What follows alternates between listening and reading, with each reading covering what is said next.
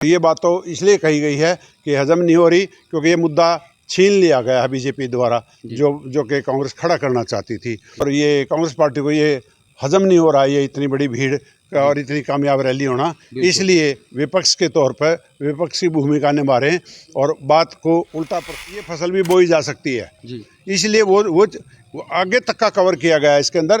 कल को ये ना हो कि ये फसल एमएसपी में नहीं है और कल को फिर डिमांड उठे, इसलिए सब कुछ कवर करने के लिए इन फसलों को लिया गया है। जैसा कि आप सभी जानते हैं, चुनावी माहौल सज चुका है और इसी चुनावी माहौल में अपने जींद के अंदर एक बहुत बड़ी विशाल रैली हुई। उस रैली में काफ़ी सारी भीड़ जुटी और उस भीड़ के अंदर जो कोथड़ियों का सिस्टम था वो भी बताया गया है। उसमें काफ़ी सारी महिलाएं नाराज भी आई, जबकि इसके अलावा इसके अंदर काफ़ी सारी सीएम ने यहाँ पे घोषणाएं की। इसी के साथ में हमारे साथ में जुड़े हैं समुंदर लाठर जी, जो कि जुलाना से हैं और काफ़ी पुराने बीजेपी के कार्यकर्ता रहे हैं और एक अच्छे नेता भी है। आइए इनसे जानते हैं। जी सर, नमस्कार। कैसे हैं सर? बहुत बढ़िया। तो ये जो बीजेपी की रैली थी, इस रैली के दौरान क्या रहा कि भीड़ काफ़ी आप लोगों ने जुटाई और उस भीड़ के अंदर काफ़ी सारी औरतें नज़र जो आई वो नाराज नज़र आई। ऐसा है, भीड़ हमने भी जुटाई, हमारे महिला विंग ने भी जुटाई और भीड़ अपने आप भी आई जी। ये सारी जुटाई भीड़ नहीं है, इसीलिए ज़्यादा भीड़ हो गई कि उससे कई पार उतर गई है भीड़, ज़्यादा आगे चलेगी। और आप समझ सकते हैं, जब ज़्यादा भीड़ हो जाती है तो उसको मैनेज करना आसान नहीं रह जाता। उसके बावजूद भी पार्टी के वर्करों ने और समाज के लोगों ने और प्रशासन ने अच्छे से मैनेज किया, सबको लाने छोड़ने का प्रोग्राम रखा और बहुत अच्छे से इतनी बड़ी तादाद में सक्सेसफुल हुई जींद के अंदर, जो एकदम से बीजेपी का बहुत अच्छा कदम है। और हमारे सीएम साहब का ये कदम बहुत अच्छा है कि उसने बहनों को याद किया तो तीज के दिन और इस प्रोग्राम को रखा। और जिसको ये कहा जा रहा है कि वहाँ मैनेजमेंट ठीक नहीं हुआ, नाराज़ होकर गई, जब ज़्यादा भीड़ होती है तो कुछ ना कुछ बीच में रह जाता है और उसी को मुद्दा बनाने की कोशिश की जा रही है। कांग्रेस पार्टी को ये हजम नहीं हो रहा है, ये इतनी बड़ी भीड़ और इतनी कामयाब रैली होना। इसलिए विपक्ष के तौर पर विपक्षी भूमिका निभा रहे हैं और बात को उल्टा प्रस्तुत, तो बहुत बढ़िया सक्सेसफुल रैली गई है जी। और इसके अलावा सर वहाँ पे घोषणाएं की गई, जैसे एमएसपी को लेकर के है, और एमएसपी में काफ़ी सारे ऐसी फसलें हैं जो कि हरियाणा में पैदा ही नहीं होती। जैसे रागी, उसके अंदर एक फसल है, वो भी डाली गई है, जबकि वो हरियाणा में पैदा नहीं होती। ऐसी फसलों पर एमएसपी दी जा रही है जो कि हरियाणा में नहीं है। इसके बारे में आप क्या कहेंगे? इस फसल को अगर ऐड किया गया है, यहाँ पैदा नहीं होती, तो कल को वो ऐड होगी तो किसान उसकी जुताई तो कर सकते हैं, उनको सेल करने की गारंटी, रेट की गारंटी तो मिल गई है ना। जो फसल नहीं होती वो उसमें किसी को क्या दिक्कत आ रही है? मान लिया उस पर एमएसपी दे दी गई तो कोई खर्चा तो नहीं पड़ रहा ना, सरकार के ऊपर पड़ रहा ना, वो जनता पे पड़ रहा ना, किसी को दिक्कत आ रही। कल को अगर कोई किसान उस फसल की खेती करता है तो वो कहाँ बेच के आएगा? तो उसको गारंटी दी है ना कि ये फसल भी बोई जा सकती है, इसलिए वो आगे तक का कवर किया गया है इसके अंदर।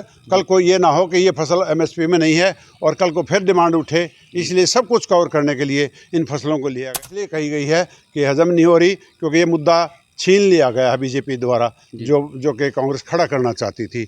यही एक मुद्दा था उनके पास, अब मुद्दा खत्म हो गया तो उनको बहुत दिक्कत। जो कच्चे कर्मचारी लगाए गए थे वो अभी तक पक्के नहीं हुए हैं, तो क्या इनके बारे में बीजेपी सरकार कर्मचारी लगे हुए थे जी, ये कांग्रेस के टाइम के भी लगे हुए थे, बिल्कुल, ये बहुत पुराने कर्मचारी हैं जी। और आज तक किसी सरकार ने इनको पक्का करने का कोई मुद्दा नहीं उठाया जी। इस बात के लिए हमारे मुख्यमंत्री सैनी साहब धन्यवाद के पात्र हैं कि उन्होंने इस मुद्दे को उठाया। और इस मुद्दे को, ये जिस मुद्दे को उठाते हैं वो वोट के लिए नहीं उठाते, उस मुद्दे को पूरा इलेक्शन टाइम है इसलिए कुछ लोग ये भी कहेंगे कि इलेक्शन टाइम है इसलिए उठाया गया, नहीं, ये पक्के किए जाएंगे और प्रोसेस करने में जो समय लगेगा वो लगेगा, लेकिन ये पक्के किए जाएंगे। अगर सैनी साहब ने हमारे घोषणा की है तो वो पक्के के लिए ही की है जी। देखिए, काफ़ी सारी घोषणाएं हो रही हैं, जैसे कि क्रीमी लेयर को लेकर के घोषणा की गई, तो ये कहीं चुनावी स्टंट तो नहीं है? देखिए, ये क्या है, हर बात चुनावी स्टंट नहीं होता, क्योंकि चुनाव का टाइम चल रहा है जी, 1-1.5 महीने में चुनाव हैं जी, इसलिए हर बात को चुनाव से जोड़ के देखा जा रहा है। बिल्कुल, चश्मा हर आदमी की आंखों पे चुनाव का चढ़ चुका है, जो बात की जा रही है उसको हर एक को चुनाव से जोड़ा जा रहा है, लेकिन ऐसा नहीं होता। वो मुख्यमंत्री हैं, कोई सरकार भंग नहीं हो रही, कोई विधानसभा को अपना काम कर रही है, विधानसभा में मंत्रालय चल रहे हैं, सारे मंत्री हैं, अभी कोई आचार संहिता नहीं लगी है, तो इस टाइम पे मुख्यमंत्री का काम है जो वादे या जो बातें लंबित पड़ी थी, अगर उनको वो पूरा कर रहे हैं तो किसी को क्या तकलीफ होनी चाहिए? तकलीफ नहीं होनी चाहिए।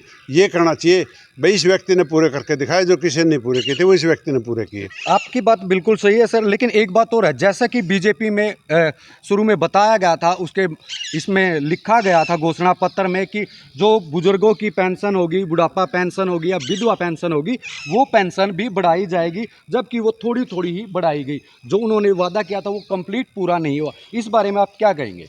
देखिए, बीजेपी का जो वादा था ना जी, वो हर साल 250 रुपये पेंशन बढ़ाई है। जी, ठीक है, और बीजेपी का यही वादा था, इससे फालतू वादा नहीं था। और कौन कह रहा है कि इससे फालतू वादा किया गया था जो पूरा नहीं? जो वादा था उस हिसाब से पेंशन बढ़ाई गई है, और अनेक ऐसे क्षेत्र चूज किए गए हैं जिनके अंदर पेंशनें और जारी की गई हैं। जी, जैसे महिलाओं के लिए है, विद्यार्थियों के लिए है, अनएम्प्लॉयड के लिए है। अनेक ऐसे लोगों जो इस बात से लंबित पड़े थे मुद्दे, उन सब को लिया गया है। जी। तो सर अब हम बात करेंगे जुलाना विधानसभा की। जुलाना विधानसभा के अंदर भी काफ़ी सारे बीजेपी के जो कार्यकर्ता हैं वो टिकट की दावेदारी कर रहे हैं, और आप भी उसमें टिकट की अपनी दावेदारी दिखा रहे हैं। तो उसमें किन लोगों को टिकट की प्राथमिकता मिलेगी? प्राथमिकता ये है, जी, पहले क्या है, जिस पार्टी की हवा चलती है, जी, बीजेपी में कांग्रेस छोड़ के अनेक लोग आए थे, बिल्कुल। और अनेक नहीं 50% लोग कांग्रेस के भर गए हैं बीजेपी के अंदर। और जी। वो क्या होता है, जो प्रोफेशनल राजनीतिक हैं, जिनका काम ही राजनीति करना होता है, उनको रहना राज के अंदर होता है, जी, और जिसकी तरफ राज दिखता है उसी की तरफ भागना शुरू कर देते हैं। बिल्कुल। तो अगर उन लोगों को पहले भी अगर बीजेपी ने टिकटें दी हैं जी, तो वो सफल नहीं हुई वो टिकटें। बिल्कुल। वही टिकटें आ रही हैं जो कांग्रेस से आए लोगों को टिकटें दी गई हैं, ज़्यादातर वो हारी हैं। जी, और अभी भी कांग्रेस में जो जा रहे हैं, बीजेपी छोड़ के तो कोई नहीं जा रहा, लेकिन बाकी पार्टियों में से जा रहे हैं ज़्यादातर लोग। जी, और ये आराम गैराम वाले वो लोग होते हैं जिनका राज के बिना जी नहीं लगता, जो कुर्सी के भूखे होते हैं, उनका कोई सिद्धांत नहीं होता। अगर ऐसे लोगों को टिकटें दी जाएंगी किसी भी पार्टी के द्वारा, तो ये लोग उनको सफल नहीं होने देंगे अब, और वो टिकटें असफल जाएंगी। अब टिकट मिलेगी उस व्यक्ति को जिसका टिकाव है, जो पार्टी में टिका हुआ है, और जो पार्टी में कभी से चले आ रहे हैं और पार्टी के वफादार हैं, और वो जो वफादार पार्टी के प्रति है वो समाज के प्रति भी वफादार होता है, और जो किसी के प्रति वफादार नहीं होता वो किसी के प्रति वफादार नहीं होता। तो ऐसे लोगों को टिकटें अब कम से कम मिलेंगी। मैं कहता हूँ मिलेंगी ही नहीं उन लोगों को टिकटें जो इधर से उधर आते हैं, इधर से उधर आते हैं। एक महीना पहले जिसकी हवा देखी वो पार्टी ज्वाइन कर लेते हैं।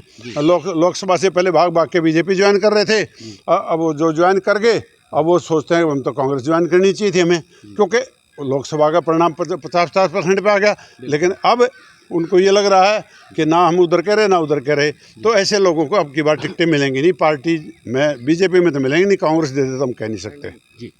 ये थे हमारे साथ में समुंदर लाठा जी। और